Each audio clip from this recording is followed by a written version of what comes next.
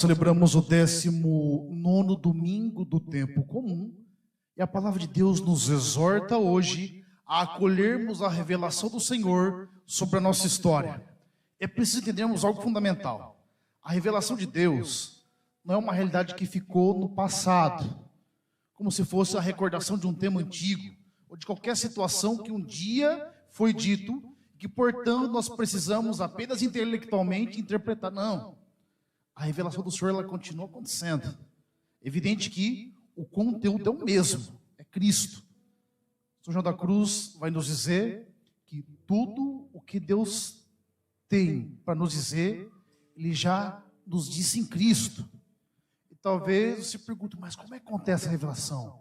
É pela ação do Espírito Santo, que a palavra um dia proclamada, ela quer encontrar espaço para se concretizar em nossa história. Repito, não como mera acepção intelectual, mas como de fato uma revelação pessoal que Deus coloca em nossos corações, que desperta em nós a experiência de fé.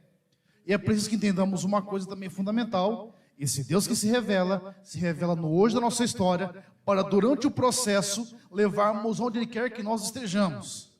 A primeira leitura do livro de Reis nos apresenta o profeta Elias, que vive algo bastante difícil. Nós estamos vendo Elias já no monte, mas há toda uma trajetória antes que ele chegasse no monte. O povo judeu, e se você ler nas Sagradas Escrituras os nomes, não é? Eles têm relação com a vocação da pessoa. Elias significa Javé é Deus, e qual que é a missão de Elias? Mostrar que sobre Israel existe o Senhor, existe Deus, e não são as divindades pagãs. E por que isso? Na época de Elias, reinava Acabe, que tinha por esposa Jezabel, que era uma mulher fenícia. E, portanto, lá em 1 Reis 16, de 32 a 33, ela orienta, ela estimula o rei Acabe a construir altares a Baal e a Será, que eram divindades pagãs, relacionadas à fertilidade. Isso assusta o povo de Deus, certo? Porque quem que é o Senhor de Israel? Ele é o Deus, Ele é o Senhor.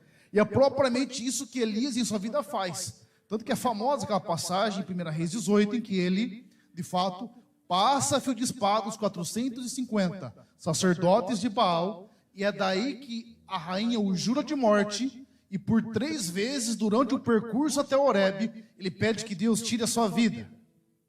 Ele faz a experiência do desespero, da tristeza.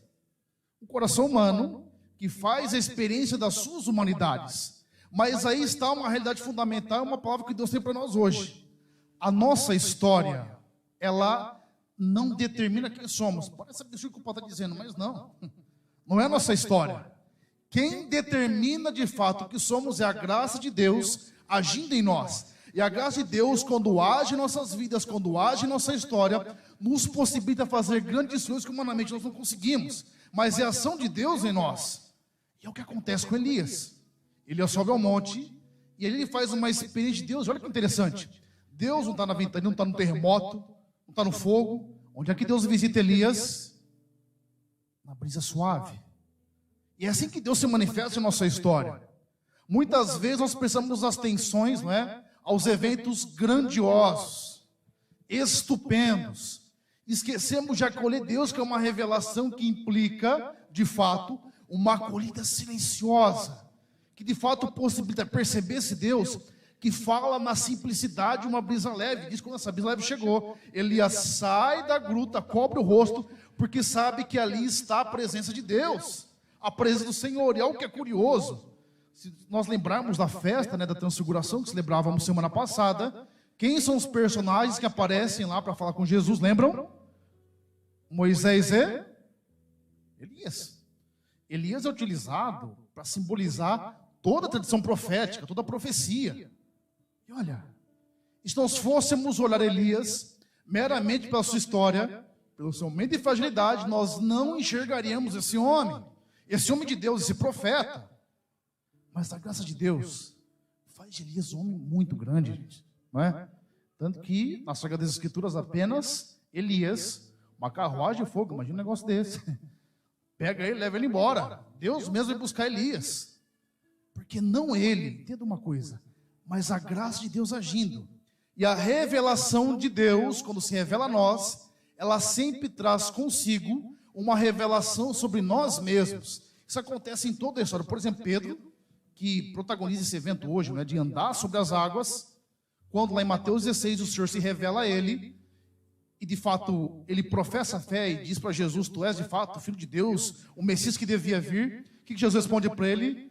Simão, não foi a carne que te revelou isso, mas o meu Pai que está nos céus. Portanto, eu digo que tu és Pedro, e sobre esta pedra que farei a minha igreja. Ou seja, a revelação vem de Deus e revela a Pedro quem de fato ele é. Aquele que sustenta sobre a fé dele, a fé apostólica, é que está alicerçada a igreja.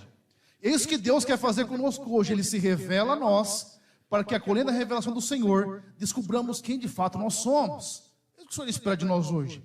O Evangelho segue na mesma linha. Imagina uma coisa: Jesus multiplicou os pães, fez um milagre. Imagine que os textos bíblicos vão dizer que havia 5.000 homens, fora mulheres e crianças. E, portanto, uma grande multidão que participa do milagre da multiplicação. Só que há um aspecto interessante.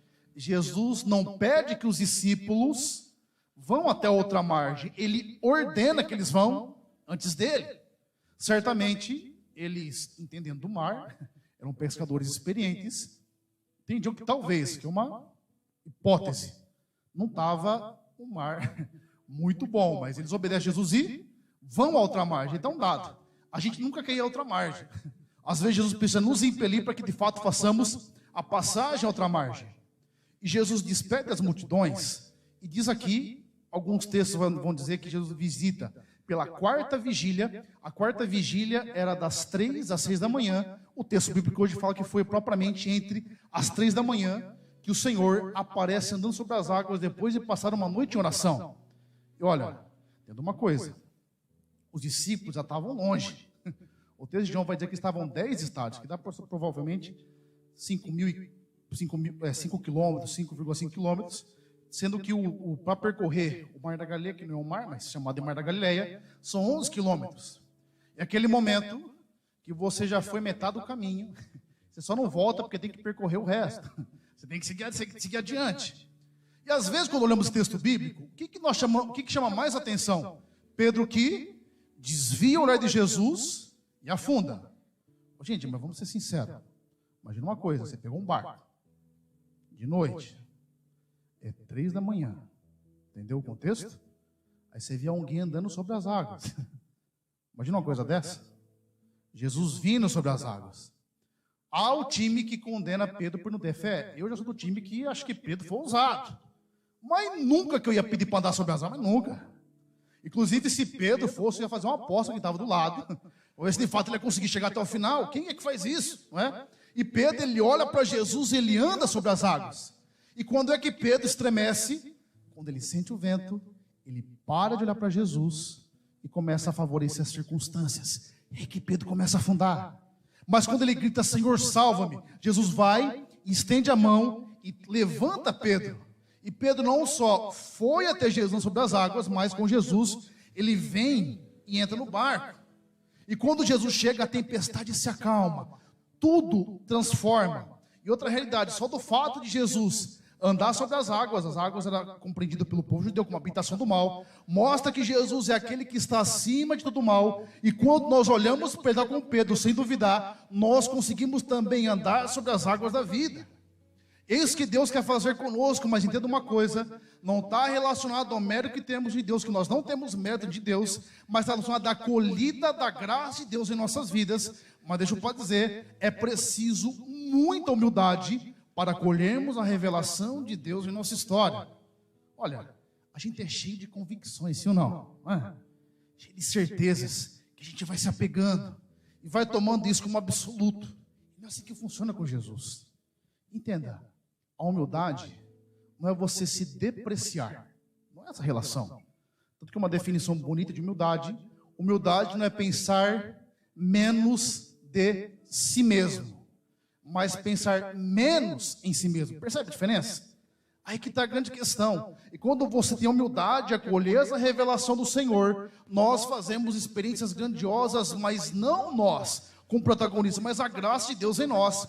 Deus continua se utilizando de instrumentos insuficientes como eu e você para realizar obras grandiosas. Mas a grande questão é qual a confiança que nós temos tido nele e qual é o foco que nós temos tido no olhar do Senhor. Se você quer uma definição de fé a partir do texto bíblico, a definição é essa. Olha para Jesus, mantém os olhos fixos nele. Uma definição de dúvida também. Começa a prestar atenção nos ventos, nas tribulações, circunstâncias, que você vai se esquecer lá para o Senhor. E aí entra a dúvida no seu coração. Jesus nos convida a olhar para Ele nas circunstâncias que estamos vivendo, para de fato andarmos sobre as águas e fazermos a experiência do Senhor em nossas vidas.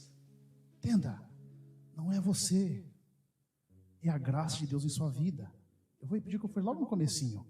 A sua história não define quem você é. Isso não é motivacional, isso é fato. É a graça de Deus que determina o que você pode ser, o que você será, desde que você dê esse passo em direção ao Senhor. Olha, se pegarmos o exemplo de Paulo, eu falava de humildade agora há pouco, e a gente tem dificuldade de assumir as virtudes que temos, é verdade? Você pode perceber, nós somos mais rápidos, quando falamos de humildade, a admitir os nossos erros do que as nossas virtudes, certo? E tem coisa que a gente nos abrindo a graça de Deus, a gente transforma e vive virtuosamente, sim ou não? Não tem coisa que você faz bem? Não tem? As coisas que a gente é ruim demais, mas tem coisa que a gente é bom, não é verdade? E não é falta de humildade isso. É só reconhecermos quem é o protagonista das coisas. Olha, uma pessoa que se evidencia aos olhos de Deus, não se evidencia na obra de Deus pelos talentos que possui. Mas quando você olha para uma pessoa e você consegue enxergar que o que ela tem veio do Senhor, é aí que cresce a credibilidade. E é esse olhar que nós precisamos ter diante da vida, e é esse olhar que as pessoas precisam enxergar em nossa história. Diz de Paulo, lá em 1 Coríntios 15:10, São Paulo diz o seguinte: eu sou o menor dos apóstolos. Algum texto ele vai se chamar até de abortivo. Ele não conheceu Jesus de fato, como os outros apóstolos conheceram pessoalmente falando. Mas o que ele fala? Apesar de ser o menor, eu trabalhei muito mais do que todos eles. É como se Paulo dissesse: do lado estão os outros, e do outro lado eu, e eu fiz mais do que todos eles. Se você botar na ponta do lápis, fez mesmo. Eles evangelizaram os judeus, a sua grande maioria. Paulo levou a palavra para o mundo todo, conhecido na época. Mas como que ele fala? Não eu, mas a graça de Deus em mim. A graça de Deus atuando em minha vida fez com que tudo isso fosse realidade. Talvez você não tenha conseguido hoje, na sua vida, na sua história, no momento que você está vivenciando, experimentar Deus, porque você continua vasculhando a sua história e continua tendo uma visão depreciativa e não confiada na graça do Senhor. Olha, de fato, nós precisamos transformar a nossa história, mas não é uma atividade humana. É sim a graça de Deus de nós. Essa graça transforma, ela torna um perseguidor da igreja, como foi Paulo, um grande apóstolo, apóstolo dos gentios, a ponto de levar a palavra a todos os lugares. Isso que o Senhor espera de mim, de você, que de fato, confiando na graça dele, possamos de fato ver coisas grandiosas. Qual é o passo que você não tem dado hoje? Na sua vocação, no seu matrimônio, na sua vida de trabalho. E desculpa dizer, qual que é a desculpa que nós temos dado para não fazer a obra de Deus? Porque quando nós olhamos para nós, todos os vocacionados, a Sagrada Escritura, a maioria pelo menos, quando o Senhor apresenta uma missão, qual é a primeira coisa que se apresenta? As suas limitações. Mas entenda, não é sobre o que você pode fazer com seus talentos, mas é o que é que você pode fazer com Deus atuando na sua história. Dê o passo hoje. Talvez você não encontre motivação em você. Talvez no momento que você vive hoje, você olha tudo ao redor, não vê nenhuma explicação humana, porque às vezes não tem a mesma. Mas a graça de Deus, quando age em nossa história, ela transforma a nossa vida. Ela faz vivermos grandes coisas. E Deus quer usar poderosamente você hoje, pela graça do Espírito Santo, que transforma a nossa história. Ele pede que você dê um passo em direção a Ele. Eu não sei o que você está passando, o momento que você está vivendo, mas eu sei que você pode olhar para Jesus, fixar o olhar nele e viver algo grandioso do Senhor em sua vida. Feche os seus olhos. Baixe a sua cabeça. E no seu coração, peça ao Senhor essa graça. De se confiar a graça do Senhor. É ela que pode transformar, edificar a sua história. Nesse mar da vida, preste atenção para onde você tem voltado o seu olhar. Deixa eu dizer uma coisa. O seu pecado não diminui o amor que Deus tem por você. Ao mesmo tempo que as suas virtudes também não aumentam esse amor. O amor de Deus é sempre incondicional. Agora, viver na virtude ou viver no pecado é o que nos abre para uma experiência grandiosa ou faz que nós percamos essa experiência.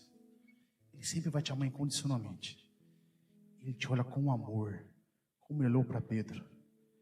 Ele só pede uma coisa para você: olha nos meus olhos. Não desvie o seu olhar de mim.